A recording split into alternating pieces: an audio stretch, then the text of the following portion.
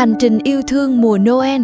Khi không khí Giáng sinh đang gần ngập tràn khắp nơi, một hành trình sẻ chia đã được thực hiện tại Hà Giang với mong muốn mang đến thêm sự ấm áp cho các em nhỏ vùng cao trong những ngày cuối năm.